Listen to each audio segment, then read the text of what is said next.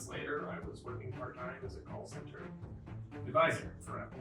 Bottom layer of the company to move to a manager role. The things that no one wants to do and everyone's quiet, instead of being voluntold for those things, I was the one raising my hand. I'm like, I will do those things. Do more than your job description. Yeah. So the easiest way I can describe my role is essentially principal privacy engineers are the translation bridge, but it's more dangerous because we're not just talking about a social network. I would tell him, don't be so... Hello everyone, today I'm with James. He is a principal privacy engineer at Comcast. Previously, he spent over a decade at Apple. Today we're going to be talking about being a privacy engineer, working at Apple, working at Comcast, comparing to, and advice for early careers as well as college students. Welcome, James, to our video. Thank you for being here. And I'll start by the first question. Let's go back to the very beginning. How did you first join Apple, and what was your entry point to the company? That's a good question. It was luck. In March 2013, I was looking for a job. I was working part-time at several different places, and it was one of those things where I was applying for everything, and they were looking for call center advocates. I applied, and 3 months later, I was working part-time as a call center advisor for Apple. That was your entry point. It's very impressive to move from basically at the front line of the company, at the bottom layer of the company, to move to a manager role. The story there is, I think, very appealing to everybody who's watching right now. Can you thoroughly walk us through that journey of how you climbed those ladders? Yeah, so I think what was most important was, first of all, I had very good managers, which isn't always the case, but I had very good managers that recognized my potential. They gave me very good advice. One of the main things that I think really helped catapult me into a full-time position versus a part-time position and into a manager position was, first of all, networking, talking to everybody, not just the people that appealed to me, but everybody, and then paying attention to, first of all, what my manager needed done. And then secondly, looking at those things that needed to be done that nobody else wanted to do. So, all those things that managers and executives need volunteers for may not be very flashy or fun. The things that no one wants to do and everyone's quiet. Instead of being voluntold for those things, I was the one raising my hand. I'm like, I will do those things. I will take the extra time to do it. I think that had a very big impact on, first of all, solidifying my manager's faith in my potential and then showing it to others.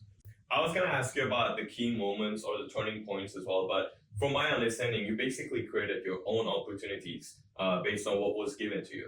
You hopped on to different places to create those opportunities for yourself, to show yourself to everybody, and as well as while networking with everybody to differentiate yourself from all those other people that are working at the call center as well. That's right.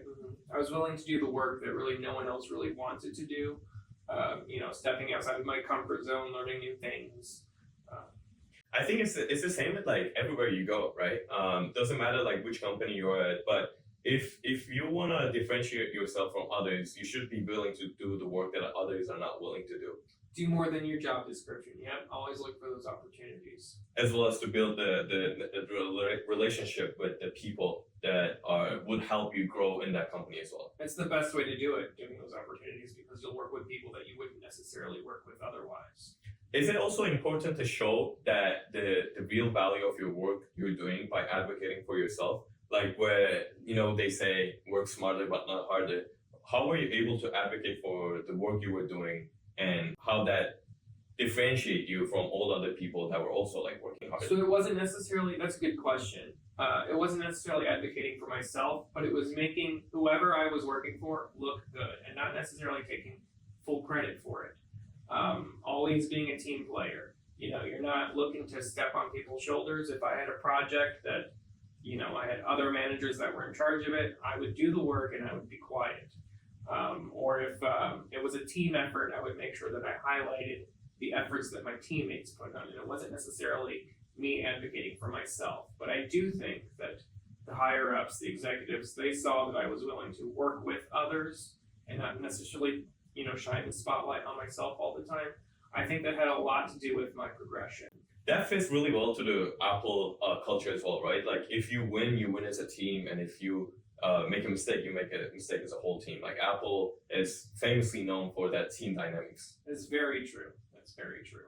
Last question about Apple is Apple's internal structure is famously layered, and moving through the ICT levels can be tough while navigating the system. What did you learn about the system, and what advice would you give for those people maybe who are interested in starting from somewhere in a company, but they know that it's sometimes hard to just move around and start by as an X role and I try to move up to the Y role, but they're very different from each other, and there are a lot of like layers that they have to go through. Like, what did you learn in that journey? That's another good question. Like I said at the very beginning of this, the biggest thing that helped me out with that was networking with people that I wouldn't necessarily have otherwise talked to. People that, maybe I didn't feel like I would vibe with, or I wasn't necessarily drawn to. You look for those, people sitting alone at lunch, or who might just be really smart, and just try to expand your network. Like really, really try to focus on like, what am I not paying attention to? Who am I not paying attention to? And that doesn't necessarily mean just like managers, right? It could be your peers, because they could introduce you to other aspects of the company or interests. And that's how I found out about privacy in general. Apple's very big in privacy, but in the Apple Care space, it's very linear. But I didn't realize how much I was interested in it, how much it sort of lit a fire under me, until I was talking to like other people working in other avenues of privacy. Yeah, so you climbed up the stairs and eventually you became a manager at a privacy-related role. Now, moving on to Comcast side of things, you're a principal privacy engineer at Comcast. Can you describe your role here at Comcast, and how does your day-to-day look like? So the easiest way I can describe my role is essentially principal privacy engineers are the translation bridge between privacy legal and software developers. So privacy legal will say, they'll interpret risks and laws that Comcast has to adhere to, and then it's up to me to go to teams and say, these are the risks and laws that we have to adhere to, and these are the technical specifications as to how we can achieve that, and then work together to essentially help the team sort of, slide the puzzle pieces together to make it happen. What kind of skills, technical or non-technical, did you need to build in order to successfully transition into a privacy engineering role? You've got to be willing to learn. You've got to be willing to read privacy laws and privacy software and AI. Everything's changing all of the time. So you've got to be wanting to read and to learn. It's not like a set it and forget it kind of thing. So you've always got to be kind of being you've got to want to be like up on the most current events. So I think that helped me a lot, especially in the beginning. As far as skills, you need to be persuasive. I think that's very important in this kind of job, especially when you're talking to software engineers who are overworked, or perhaps have a better understanding of the technical limitations that privacy legal might, have required. So you need to be able to persuade both the technical people as to what needs to be done, and you might even need to go in the reverse and say, hey, this is like to legal, and say this would create a lot of technical debt. Where can we meet? How can we meet in the middle? And be able to sort of think about how you can translate those needs between the two different departments. So a lot of my job has to do with that. Privacy engineering is not known by a lot of people. It's an emerging field. Like privacy by the states are like getting recently recognized, and they're putting a lot of new laws like every day. States have their own different laws, so it's like different state by state, nation by nation, like region by region. What first spiked your interest in the privacy field? Like, how did you first get into this field? Well, Apple privacy it's one of their selling points. Yeah. So they drive it all the way down. And it just got to the point where, it's like, we got to make sure that, we're respecting customers' privacy when we're like taking phone calls or taking chats or things like that. And then I just was like, well, what is it really? And you start reading like privacy policies and you're like, what does this mean? And I think that sort of sparked my interest. Also, I remember way back when the GDPR was put into place, that's when I learned that in the United States anyway, we don't have a constitutional right to privacy, but they do in the European Union, and I thought that was very interesting. And then, just sort of branched off there. I started reading books like The Privacy Blueprint, and I just sort of did a lot of reading. I read anything that I could. Yeah, for those who don't know, privacy is not a institutional right in the U.S. So it depends on states to come up with laws, and every state have like their own laws or their own way of approaching. Usually, California is the leading one. Can we say California is like the leading one in the privacy space? They were first, but I would say Maryland is the most strictest laws right now, as of this recording. Compared to European Union, where they have like one law that covers all the countries. And it's very strict. Very strict and the as fines well. can be very punitive. Yeah, we heard about those fines that Meta got and all the other big tech companies got as well, right? Yeah. Going back to Apple and Comcast, you both worked at Apple and Comcast, huge Fortune, like 50, 30 companies. What were some similarities about the privacy work that they're doing? And what are some fundamentally different things that they approach to things? What are the things that you notice among those companies since you've been working at both? That's a good question. So Apple's been focused on privacy a lot longer, so they're much more mature in how they approach privacy. Privacy by design. Correct. All the privacy principles. Mm-hmm. So it is very much it's a bottom-up kind of structure when it comes to privacy. Like privacy is already on the front of minds of the software developers and even the hardware developers. And at Comcast, it's still very much a learning curve because Comcast is just a little later to the game as far as implementing these privacy but by design principles from the very beginning.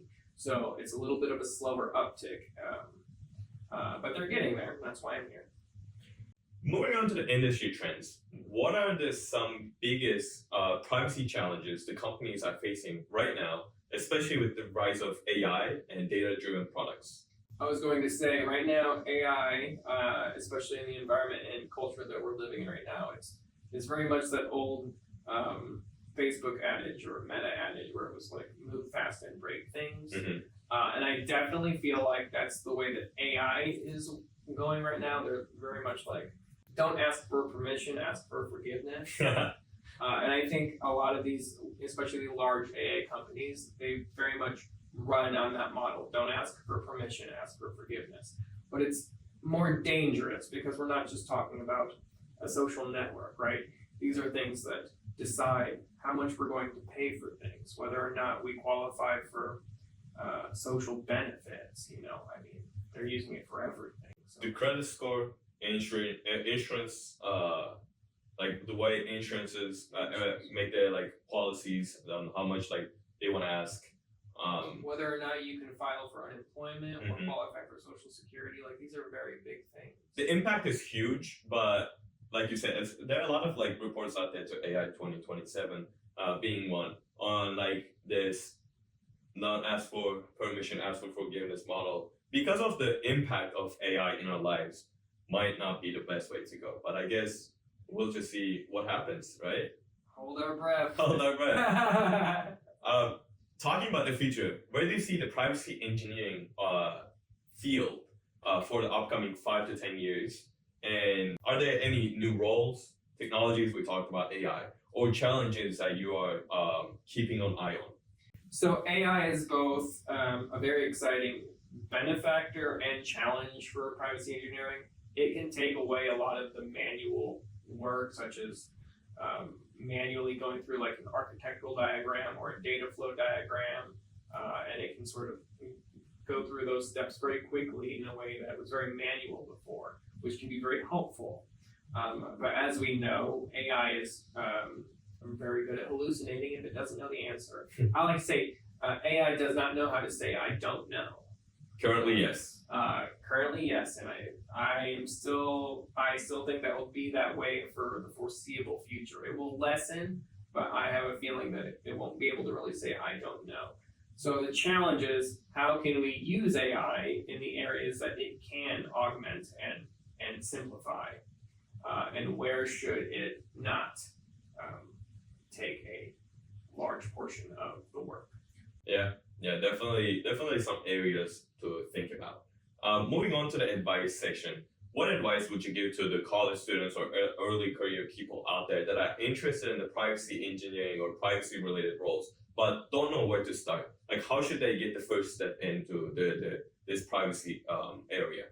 That's a good question. So, I mean, we live in the age of the internet. So, I would recommend if you're really interested in it, you can go to major privacy websites like iapp.org. Read the news about the fines that the big companies are experiencing, and really dig into it. Like, sure, you read, oh, the GDPR fined this company for this much, but that's an opportunity for you to go in and say, well, what was the law that they broke, and get yourself familiar with that. I would recommend reading books. Like I mentioned, it's called The Privacy Blueprint. I'm not quite sure of the author. It's a little bit of an older book. I'll put it.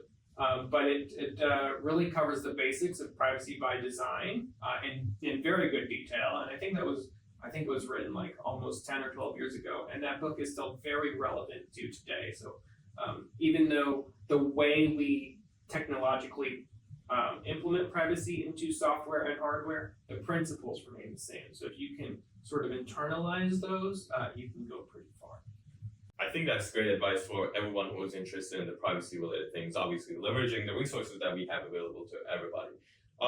Looking back, is there anything you wish you've done differently, or is there anything that you've done earlier in your career to accelerate your career, accelerate your growth? I wish I had networked outside of my little bubble sooner. I didn't do it right away. I would say I didn't necessarily coast, but I kind of coasted for maybe the first 3 to 6 years. I didn't really network that hard outside of my available bubble. And really, when I think about this job and how I got here, I wouldn't be here if I didn't push past that. And so who knows, what kind of trajectory I would have been on if I had gotten this job 3 years ago or 6 years ago, as opposed to now. Not that I'm not grateful. for students as well, when I talk to most grad students say, and when I ask them if you could go back and do something differently, one of the most popular answer is to take classes that are outside of your major, to go outside of your bubble as a student and meet with those other people in other areas, and kind of go outside of your bubble and that networking thing, and then meet with more people from different interests, different background, different everything, because one thing I realized with especially STEM majors is a lot of people really focus on their major academics. Obviously the classes are hard, but one advice would be to just try and see what happens if you were to take one class that you're interested in, not necessarily because it's in your major requirements, but it's because you want to take it, and it's a class that not many people from your same major will not take. In order to break that bubble of yours as a student. For early grads, obviously, different path over there. But the last question I have for you is, if you could go back and give yourself one piece of advice to younger James, it could be related to anything, doesn't necessarily have to be about the career, it could be about life. What advice would you give to younger James? I would tell him, don't be so risk averse, because nobody's looking and nobody cares. Yeah, I think that's a great way to close out this interview here. James, we had James. His career journey is very inspiring.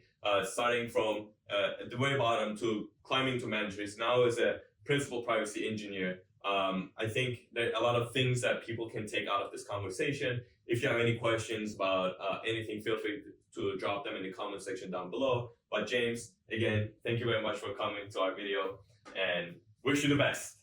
Same.